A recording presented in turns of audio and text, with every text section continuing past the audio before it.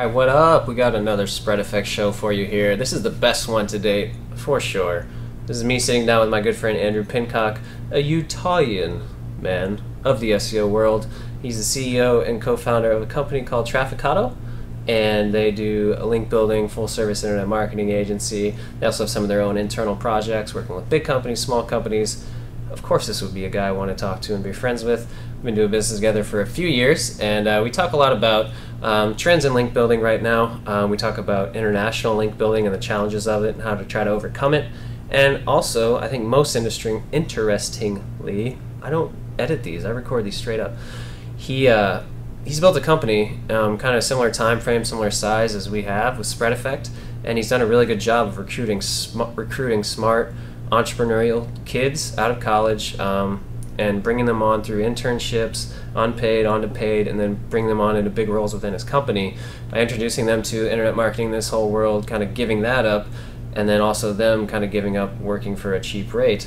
It's somewhat similar to what we have here. We really try to foster a culture of entrepreneurship and put people in roles at a young age that, I don't know, they have a lot of responsibility and set them up to succeed. So Andrew and I talk about that, and I think that's a good insight if you're trying to build a company and bring good people in. So enjoy, y'all. We'll see you on the flip side. All right, welcome back to another episode of the Spread Effect Show. I'm joined by my good friend Andrew Pincock from the great state of Utah. He is the CEO and founder of a company called Trafficado. You can see it right there on his shirt. How you doing, man? Good. Nice. And on the hat too, right? That's the Yeah, man. I'm just branded out today. I didn't even plan that too. I was like, hey, may as well. Yeah, right. You're right. You set that out last seriously night. didn't. You like got it all folded. Yeah, I was like ironing my T-shirt and everything. Tried the white one on and then the black one. It's like black looks better Right. on TV. Nice. No, they actually are. Those are some stylish shirts and hats actually, because we all rep them, and we're all into T-shirts. And, right. You guys definitely carry the torch very nicely as well. Nice. So well done. All right, so I've known Andrew for a few years now. We both are kind of in the same world of link building, SEO consulting, and building out our own projects, and building out our own teams of young, smart people. I think that's one kind of thing we have in common that's kind of unique that I think we could talk about a little bit is recruiting young, smart talent on the cheap and having them go through and do internet marketing projects both for clients and for ourselves. Right. That could be fun. But I don't know, let's talk a little bit about links, because links and content is a big thing that Spread Effect does, and I know it's a big thing that you guys do for clients, and it's always a part of any SEO campaign. Right. What are you seeing out there right now as far as what has been the trends in links in the last year or two compared to where it was a year or two before? Yeah. Sure. What are you seeing? I mean, really, the big trend has been moving away from all the bullcrap, spammy volume links, and just upping the quality, and that's what I feel like we moved to. Even a year and a half plus ago, which kind of prevented our sites from getting tagged when Penguin rolled around. Right. But so really just kind of move into more just authentic marketing. Go figure. We're an internet marketer, so we like to make it scalable and cheap. But the more that we've kind of moved towards kind of higher quality methods, lower volume, is almost like a leap of faith when we first made that jump, that instead of building somebody 1,000 links or 10,000 links that month, we were going to build them like 10, and Right. it was actually going to work just as well or better. So kind of making that shift over the last couple years has been a big deal for us, and that's why that's what we started working on, was kind of those guest post links. Obviously is something that's pretty hot right now, and Right. we've been seeing really good results with still. So How have you? How do the conversations go with the clients when they've been, building the high volume stuff, and then you got to talk them into this? Right. I mean, that's like, how do you get over that hurdle? yeah, no, it's definitely an education process for them, and so some of that comes down to kind of having the right clients that actually trust you and get it for your expertise. And really, I think one of the best things for us recently was Penguin, because it was a big bat that hit a lot of people over the head, and it kind of forced the issue with them when they didn't necessarily want to move away from those strategies. So we got to kind of point the finger at Google and say, this is why we're now charging you a lot more money and you're not getting as many links. But this is what's going to work for you. So really, I feel like in that instance, Google helped us out with that algo update, Right. just to kind of help that re-education process. Yeah, totally. I think that really did change like the overall outlook for it for clients, and it's been kind of a boon for business for both us and you. What about cleaning up clients who did get dinged by that? Maybe new ones that Hmm. came to you, or ones that you had, and the old tactics needed to be changed up. Has it been effective switching them over? What kind of maybe some specific things you had to do to help those guys out? Yeah, for us, we did have a lot of people kind of come run into us at that point, and they had a lot of stuff that needed to be cleaned up. Um, but in most cases, I didn't spend as much time cleaning up the past as much as kind of moving forward with a better foot. Hmm. We've been playing with the disavow tool a little bit lately with stuff that was particularly nasty. Hmm. But for the most part, we kind of did the two-pronged approach of injecting their site with better and new content, and then kind of coupling that with some higher quality links going to that new content. And that's been enough to kind of pull them out of the dumps where they were. So Gotcha. that's kind of reviving those sites for us. Makes sense. What about anchor text diversity? I feel like the last couple of weeks, people have been talking to me about that a lot, whether it's just been friends or clients. Um, I mean, almost completely throwing away anything with heavy or exact match anchor text, like off, like Right. none of it. Going maybe Right. 25% branded and then a bunch of just goofy stuff and/or partial match. Hmm. What are your thoughts on that here in January or February 2013? Yeah, yeah. Feb 1, man. This year's already blown by. No But doubt. uh, but yeah, we've definitely moved away for the most part from exact match anchor text. We're still doing a little bit of it because obviously if we're just building links, in most cases we're working with somebody that's kind of managing their overall strategy, and so Hmm. it's like we'll give them what they ask for to a certain extent, but if we you know if we are advising them on their overall strategy, we're definitely moving away from very much anchor text and getting a lot more diversity in that. I don't do as much personally with kind of the click here and the nonsense stuff. I mean, we do a little bit of it, but Hmm. and maybe I don't know if you've seen that working more. I don't know if you're doing more of that. We're a little bit. I probably say almost 50% of the links going towards brand and kind of URL, Hmm. and then then we'll mix in probably just a lot more versions of the keyword than we would have previously, for whatever it is, 10-15% of the links. I'm just kind of ballparking it. It kind of Right. depends on the client and where they're at, but yeah, then we mix in some other stuff, but really image links that don't have anchor text, have an alt tag in them, and usually branded there as well with the alt tag. So Huh. you really relying on the content a little more to kind of rank for keywords, and a little bit more internal linking and having good pages. So Right. yeah. I think we're in about the same boat, yeah. And I see a little bit, I guess, wider spectrum across different clients, varying it up. But I don't know. The last couple of weeks, that's all I've been hearing, and I guess that's one of the 2013 trends, man. No heavy anchor text or 10% or less, and see how it Yeah. goes. Yeah, no, we were just talking about that too earlier this week because it was actually, it was fun. It was nice when, I want to rank for these 5 keywords, and bam, that's all the anchor text I need is those 5 keywords, and Right. and it worked. But yeah, those days are gone. It So helps you be a little more natural with the post and the content as well. I mean, the most likely thing yeah, that you're going to sniff out and say that's not contextual or that looks like spam or manipulative is heavy anchor text. So I right. liked when branded started becoming popular because you could work in a quote with the branded anchor text link or just look more natural. And I guess that'll help this push towards even less, will make the content easier to get published and look natural. So Yeah, for sure. I do like that aspect of it because the quality of the content can go up. You're not, you know, you're not writing like with this just BS, like, right. 3% keyword density with your keyword like all laced in the piece of content and your exact match anchor text. It's just like, yeah, it was just, it was Google food in its day, but it was never good for the reader. So like now they can actually read a decent piece of content. So Yeah. you feel a little better about yourself, not polluting the web quite as much. That was a good saying. It was Google food in its day. I want to put that Yeah, at the top of the show or use there that you as a go, man. slide. Well done. Well, what else might be a trend predicting ahead maybe for 2013? I know that infographics and instructographics have been big for everybody building links for 3 years. Um, Right. I'm seeing a lot more like advanced guides and crap like that.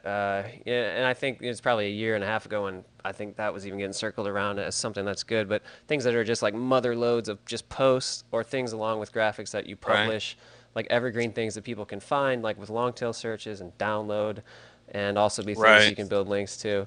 I kind of feel like that might be something people are going to be investing in a little bit more, and could be great for links, and probably one of the most natural things you can do, even more so than an instructographic kick Yeah. ass guide. Yeah, I agree. I mean, like, there's plenty of things you can choose to bag on SEO Moz for from time to time, but like their beginner's guide is a great example of an industry resource that's just going to beg for links, and everybody's going to refer people to it. So, Right. we talk to people and in their respective industries and try to see if things like that, like you said, an evergreen piece of content that's a high quality kind of interactive resource is going to be something that's always going to do well. It's putting out really good content, but it's something that's much easier to do outreach for, to get people to link to. So, really, it's if you're adding real value, it definitely is makes the outreach process a lot easier. Yeah, no So, doubt. Yeah, that definitely is a great one to point to within our own industry for sure. right. And I don't know how many links that's built, but I think it's like 35,000 or some crazy crap like Yeah, that. it's something crazy. I mean, that's it's not always gonna be relevant for everybody, or they're gonna have a harder time depending on their site and their industry. But infographics, definitely still seeing a lot of those. I don't think those will go away in the short term. Video content, it's expensive, but it's definitely trending upwards. Mhm. And so I feel like you know people don't like to read anymore these days. So so that's why the infographics did great. You can kind of digest some cool info quickly, but videos even better in some ways, and so people tend to enjoy and share that quite a bit, and it can Yeah, can do a lot for them as well. So I think we'll see more and more video this year as well. it's kind of weird because it's like making it shorter and more video, images, whatever. People don't like to read, but then also people like to read 17,000 word guides. It's like they're either gonna like give their whole day to Right. it or like 10 seconds to it. Yeah, it's got to be like an actual study resource that's going to make them smarter, Right. and do better in their profession or industry, whatever. Otherwise, it's not worth kind of investing the time. So, Interesting. I think you're right. Well, let's talk about the recruiting thing and like sure. building a business. I mean, both of us have built kind of a small internet marketing agency service type business over the last few years. We don't do that by ourselves. It takes other people. I mean, some of the things you're talking about, you don't totally have your hands in. I definitely don't totally have my hands in things with Spread Effect. Yeah, Because we got awesome sure. ass people that work here, and I don't need to, and I can focus on like growing the business into new areas or biz dev stuff, or Right. just drinking wine on a Friday when I want to. So maybe I'll go do that next. Um, Right. what's your philosophy as far as well, I don't know, not your philosophy. How have you gotten to the point where you're at, finding good people, in your town, in Mm. your area, getting them on board? Like, what's the dream you sell them on? How do you bring them in? Because I think you've done a good Yeah. job. Yeah. I think that just, being in this industry alone gives you some good advantages because, kids in college are all, you know, feel like this is a hot place to be. You throw around the term social media and a few other buzzwords, Yeah. and so they're pretty excited. They know that they need to incorporate that into kind of whatever job they're going to go into. So we actually are, we're located just south of Salt Lake City. We're near Brigham Young University. There's a couple other schools in the area. But that's primarily where we draw from, and because they've got a lot of high quality smart kids that are willing to work for really cheap, and so that's part of the advantage is we've kind of developed a little system of getting interns. We usually do one semester where it's a non-paid internship, so really they're we tell them ahead of time, here's some great bullet points that you're going to get on your resume. And we've got a lot of connections in the industry around here and out of state as well that we can make intros for you, when you're moving on. And then it also gives us a chance to kind of test drive a number of kids and see, okay, hey, this is, this one's a real winner. This one interacts well with the team and is a real go-getter. Like let's bring them on, so like the next semester we'll bring them on as paid interns part-time or work full-time through the summer or whatever the case may be. But it's starting to kind of develop a pipeline of kids that we can kind of pick and choose and recruit from. So that's something that we found to be useful for us, is kind of that like pipeline that starts with free interns, because I feel like there's a good value exchange there. We get some labor out of them, but we are training them a lot and we're getting some good things on their resume, so they're pretty excited about that, and they can go parlay that into a better job coming out of school. So yeah, that's like the verbatim strategy we use as well. So I guess we nice, both arrived nice. at it independently, and it works, man. It works. I Yeah. like exactly what you're saying about there's a lot of give and take from both sides, for them working at a cheap rate at a young age to get in a sexy industry. The connections you mentioned having locally and nationally, I think that's big as well, and something that we sell. God, yeah, that's perfect. So how do you get into the universities? How do you get the word spread out on that? Because I mean, I know how we've done it, but I'm curious how you got the Yeah. word out. Yeah, kind of two ways, and one is kind of, I guess the most traditional approach is just trying to figure out a couple of the departments that seem relevant and try to get on some kind of intern or job board, and Yeah. we have a listing up on a couple of those, and we found a couple kids through that. But really, um, going direct to some professors that are teaching classes that are relevant, where we feel like some of the right kids are going to be in there and making announcements in class. And then once we've had some interns and they're in school, that's been the most effective, is actually our interns themselves making announcements in their classes saying, hey, Yeah, this is yeah. a cool company I've done an internship with, like if anybody's interested, hit me up. And then they are kind of pre-screening them for us and sending us over people that they think might be cool, and then we interview them and kind of bring them on. And Perfect. so yeah, our best recruiter, we always joke, he's was one of our best interns, and we gave him a paid internship for a while. He worked here for almost a year, but then he used all the skills in the resume building and got a job that paid him double. So I was like, all right, dude, like not gonna fault you for going and taking that, because I'm Right. not gonna pay you that much, but he continues to still send us like a couple interns every semester, because he's always still talking us up like in his classes. So Yeah. so yeah, you give kids a good experience and they're gonna share the word. So that's kind of cool too. That's perfect. Yeah, that's exactly what we do. We've gone as far as also like teaching classes, guest speaking at classes, doing projects and Yep. capstones with them. I Mhm. don't know if that was even necessarily necessary to get the word out. I mean, just an email blast from a I think professor. that's smart too, though. We've looked at trying to get more involved from that perspective. We've helped out with a couple class projects and things like that, Hmm. because some of those internet marketing classes are a little outdated Yeah. when they're teaching them. So we've been able to kind of advise some students on that front. But I think that's smart to kind of hop in there and kind of do some guest lecturing and stuff like that would be good. Sure. Yeah, and I have to say on this topic, coming from Missouri, we always had the connections in Columbia at Mizzou and St. Louis University, and thought we could hire people cheap there because it was Missouri. Maybe in Utah you might have that mindset as well, but I don't know. In San Diego, we've been able to do the exact same thing in a high cost of living area in a place where people's Hmm. salaries are out of whack. At least that's the perception, and it's still worked here. So I think that the advice would ring true no matter where you are. If you're in New York, if you're in LA, San Fran, there's still these colleges with a lot of young kids that are looking for opportunities Right. that Right. they're going to work for cheap now with the idea of going forward into a new career outside of you or grow with you. You know, the smart kids know that you have to hustle for 12 bucks an hour for a long time. Yeah, exactly. And it's kind of been crazy, because even we found that when we were offering it non-paid, we got a lot of kids who like really got it and were willing to hustle even more if there was even a component up front where it's like, okay, it can work into a paid internship, but like they had to understand, like, I'm gonna be learning stuff that's really gonna better me and improve me. Yeah. So those kids were like some of our some of our best kids that we've gotten. So You just took all the money out of my 2013 intern's pockets. I'm gonna no, I point to mean this. I'm like, it's not sometimes paid it's anymore. still it's still nice to throw them a bone, right? But yeah, it's it's like trying to find the kids with the right mindset, and the ones who seem to get it like often don't require payment, because Yeah. they realize it's worth working for free if I'm going to learn this stuff. Right. So We to talk about that mindset. We find a lot of people just through entrepreneurship programs.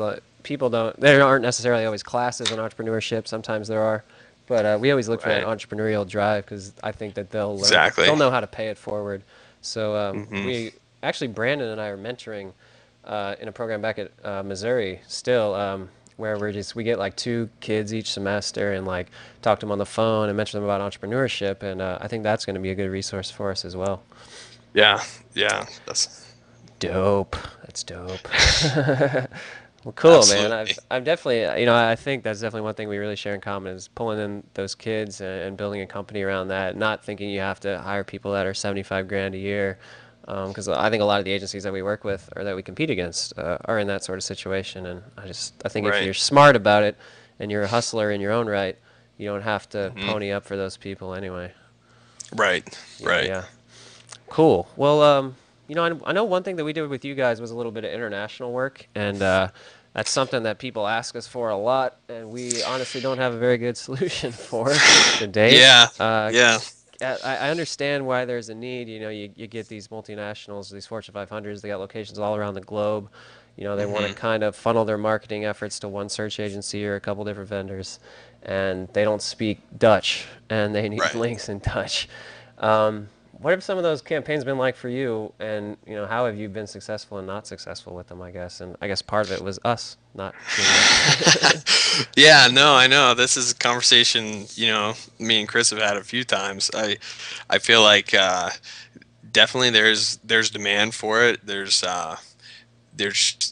partly because there's just a lot of complexity around it because each country seems to have kind of different culture and different social norms or expectations when you start to approach bloggers or different sites you're trying to do outreach to and get placements. And so some people, some countries, they're fully expecting to be paid quite a bit for placement. Uh-huh. Some aren't at all, and some it's just like, yeah, the language barrier. It's just hard to get sources for good content writing in that Right. language, and it's just so we've kind of bounced around. I think that we've had more success with like, if you want to call it, like slightly less foreign international stuff. Yeah. Canada, Starting with English Australia. speaking Yeah. English speaking countries, then at least you're on some easier footing there with communication, and then Right. Spanish. We've got a lot of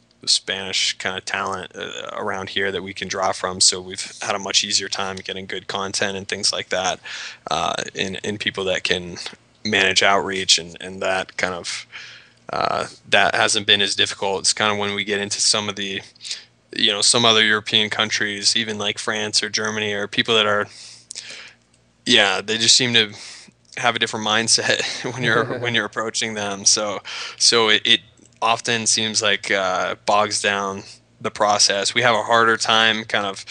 We really like to manage a pretty tight turnaround time for our clients, and Right. and that's what seems to kind of go out the window is the predictability on how and when we can deliver. So part of, I feel like, solving the international problem for us, if we're ever going to kind of really iron it out, is going to be kind of need a couple good long-term clients that understand all those challenges as well, so that they're going to be kind of patient and willing to kind of stick around and push through it, rather than say, okay, I need 50 links in these 5 countries, and I want it back in 4 to 6 weeks. It's like, it's just not going to happen, and they want it like a one-shot deal to see if it's Right. going to work. So really for us, we've kind of at this point have actually backed off of it until kind of, because we usually set some really high expectations with people when they start talking international, because it's like, okay, well, this is going to need to be more of a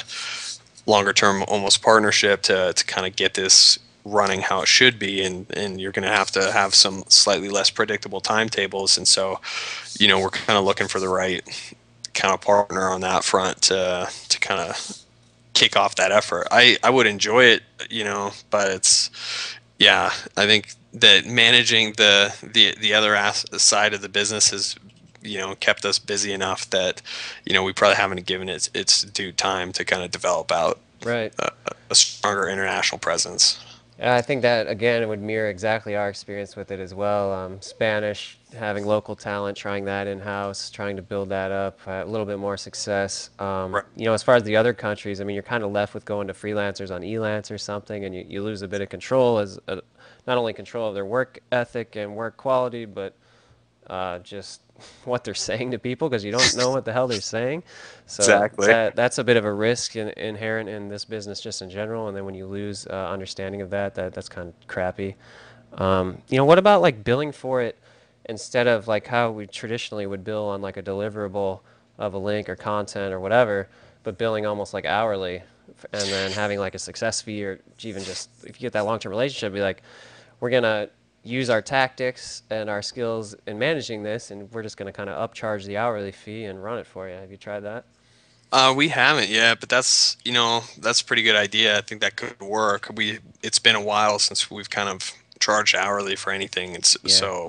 um, but I think that model may lend itself better to kind of getting that process running Sure. for international, just because it is less predictable. So if they're willing to kind of deal with that and see, we're going to give it our best effort and run our process and our systems and kind of see what the outcome is, then that might not be a bad way to do it. We'll have to Yeah. look into.